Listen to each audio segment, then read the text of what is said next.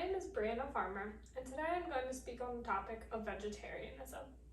Have you ever had a friend or a family member tell you that they're vegetarian, and have the first thought that pops into your head be, what would even make them want to be a vegetarian? As a vegetarian of 8 years myself, when I tell people this, they often say, I could never do that. Or they ask me, what can you even eat? Do you just eat salad or grass all the time? And although this makes me laugh, this also makes me realize there's a big misperception of what the vegetarian life is actually like. So today I'd like to bring up some information and discuss how vegetarianism began, some of the best aspects of being a vegetarian, and some things that people considering being a vegetarian would want to know beforehand. So let's begin with how vegetarianism originated. It was practiced amongst religious groups in Egypt around 3200 BCE, and it's credited to Pythagoras. Pythagoras was a Greek philosopher around 530 BCE whose ideas were heavily influenced by Plato and Aristotle. Pythagoras viewed vegetarianism as a key to a peaceful life. So now that we know how and why it started, let's talk about why it's still in practice today. Only 5% of people in the US are vegetarians and only 22% worldwide. As I mentioned, vegetarianism started as a religious practice, but many people still do it for religious reasons today. In fact, 30% of India's population are vegetarian for religious reasons. Hinduism shows vegetarianism as a practice of non-violence, and for Buddhism, it's a precept. Many people are vegetarian for ethical reasons as well, such as standing up against animal cruelty. Many of us have heard about the very poor conditions that livestock are treated on farms, and being a vegetarian is a way to take a stand against that. Many people are vegetarian for personal reasons as well, such as myself. Many years ago, I learned about being a vegetarian, and I decided that I was going to try it out for a year. After a year, I felt like I really enjoyed it, so here I am 8 years later. Being vegetarian can also contribute to environmental causes.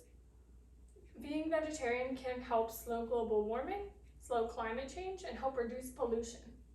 There are also many health benefits that come with being vegetarian, such as reducing your chance for diseases and helping overweight people, but we'll dive into this a little deeper next. Many of the reasons why people are vegetarian go hand in hand with the benefits of being vegetarian. As I just mentioned, there's many health benefits, so let's begin with that. Being vegetarian can lower your blood pressure and cholesterol levels. This is due to the often consumption of foods that are high in fiber and unsaturated fats. Being vegetarian can also help prevent diseases and protect you from cancer. The European Prospective Investigation of Cancer Group did a study that showed vegetarians have a 19% lower chance of developing heart disease and also have a lower chance of developing type 2 diabetes. They did another research that showed that vegetarians had a 12% less chance to develop cancer in comparison to people who eat meat. Now that we've covered some of the health benefits, let's move on to some of the environmental benefits. Being vegetarian can help slow climate change. Did you know that raising livestock for consumption creates more greenhouse gases than all the vehicles in the world combined? You'll see that the trend in many of these points are that being vegetarian creates less demand, thus helping the environment. A large portion of pollution comes from animal waste from livestock. This pollution gets into our ground where we're growing our foods, and it gets into waterways. This not only affects humans, but it also affects animals in their habitat, which brings me on to the next benefit of animal life, helping animal life. Did you know that 30% of the land that is used for livestock grazing is gathered from wild habitat destruction and deforestation? And finally, being vegetarian can help your mental health. A 2012 study from the Nutritional Journal found that scores on depression tests and mood profiles were lower in vegetarians when compared to meat eater scores. On this next page, I'm going to present you with a graphic that covers everything that we just spoke about, from health benefits to environmental benefits, but it'll also cover the types of vegetarianism there is, and it'll also give you some comparisons of being vegetarian versus consuming meat. So I'd just like you to take a minute to pause and read this. Now, no diet is perfect, so there are some things to consider when being vegetarian. The most common is a vitamin deficiency. If you're not eating enough foods with protein, calcium, iron, fiber, etc., it can lead to health problems such as anemia and brittle bones. People with pre-existing health conditions may not be able to adopt this style, so you should consider if this diet is right for you. It's also a very large transition since you're cutting something entirely out of your diet at once, and it can be a lot for people. So make sure you're at a place in your life where you have time to tend to your health, especially when doing this. And finally, something that many people don't think about is that you have to check the ingredients a lot more in depth and often than you usually would. We know that we can't eat foods that straight out say they incorporate meat in them, but a lot of foods you don't think would have meat byproducts in them actually do. For example, one of the biggest things to look out for is gelatin. Gelatin is made from pork fat. You can find gelatin in marshmallows, Jell-O, fruit snacks, even gummy vitamins. There's also some other things that contain meat that you probably wouldn't think, like certain soups. My favorite is cheddar broccoli, but I have to check and make sure that it's not made with chicken or beef stock, and it's actually made with vegetable stock.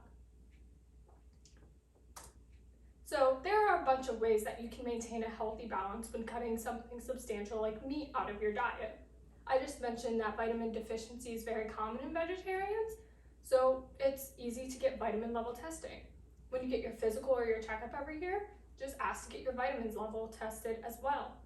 I cannot stress this point enough because I had a very low vitamin B deficiency, and if your deficiency in vitamin B is low enough, it can actually present nerve and brain damage. One way that you can help balance out whatever you're low in is through taking supplements.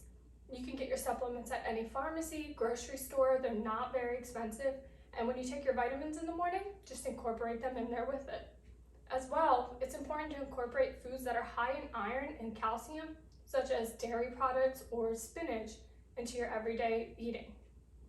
And a lot of the times there's lifestyle add-ins that you can also get vitamins from, like being outside, you can get vitamin D from the sun. Many of the lifestyle add-ins that you should include, such as drinking a lot of water and exercise, are just things that people with any type of diet should do to maintain an internal healthy balance. Overall, I hope you learned a lot from today and realized that vegetarianism is more than just a self-limited diet. People choose to have this diet for a plethora of reasons, but the benefits of this way of eating are more than what people would typically think. Through meat-free diets, vegetarians reduce the risk of diseases such as cancer and diabetes and reduce the risk of cardiovascular problems. There are some precautions to take, such as checking vitamins levels to maintain a healthy internal balance, but many solutions, such as supplements or eating certain foods that are high in those areas, are easy to do and very affordable for people to do. I want to thank you so much for taking time to watch this, and if you have any questions, please reach out.